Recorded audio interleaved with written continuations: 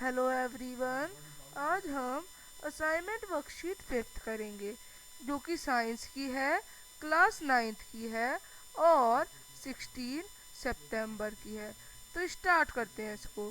So darken the circle in front of the correct option. आपको circle को dark करना है जो कि करेक्ट ऑप्शन है। The main constituent of cell wall in the plant cell is. Main constituent क्या है सेल वॉल का? सेल वॉल मेनली किससे कंसिस्ट होता है? वो क्या किससे बना होता है? स्टार्च से? नहीं। प्रोटीन से? नहीं। सेल्यूलोज से। हाँ, सही आंसर है cellulose. Plastids which are responsible for giving colours to fruit and flowers are.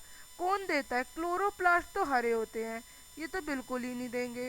Leucoplast में तो कलर ही नहीं होता, और प्रोटोप्लास्ट में भी कुछ नहीं होता, प्रोटोप्लास्ट भी नहीं होगा। तो क्रोमोप्लास्ट सही आंसर है।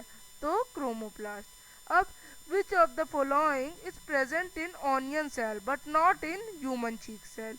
अब ह्यूमन चीक सेल और ऑनियन सेल अलग अलग है।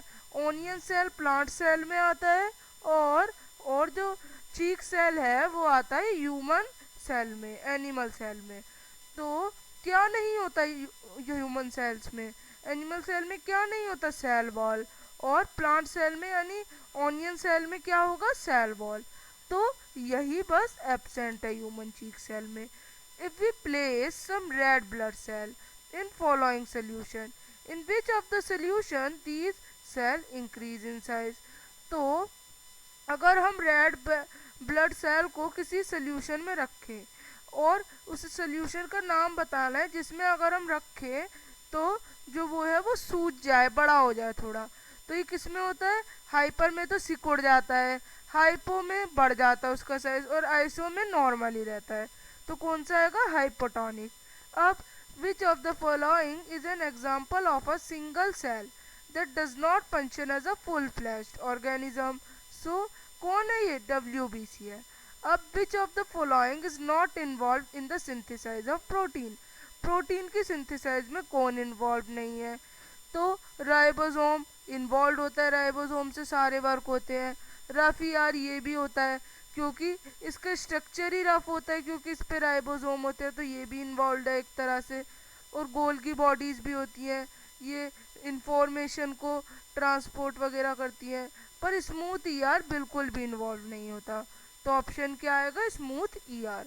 अ टाइप ऑफ सेल डिवीजन, ऐसा सेल डिवीजन जहाँ पे जो नंबर ऑफ क्रोमोसोम है वो रिड्यूस हो जाते हैं, हाफ हो जाते हैं अपने जो मेन सेल था उससे, ये होता है मायोसिस में।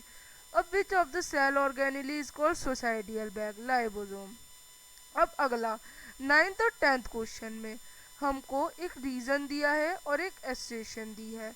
तो क्या ऑप्शन है?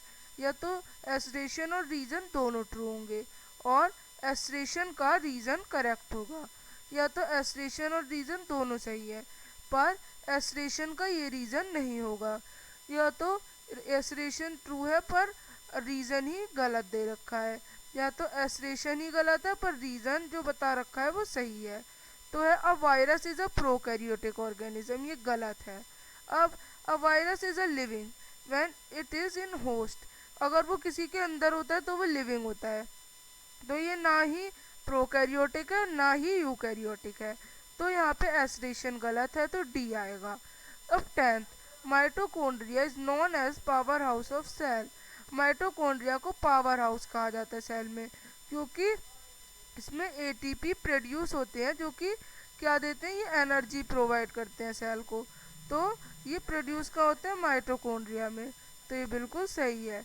यहाँ पर ये वर्कशीट असाइनमेंट ख़त्म होता है।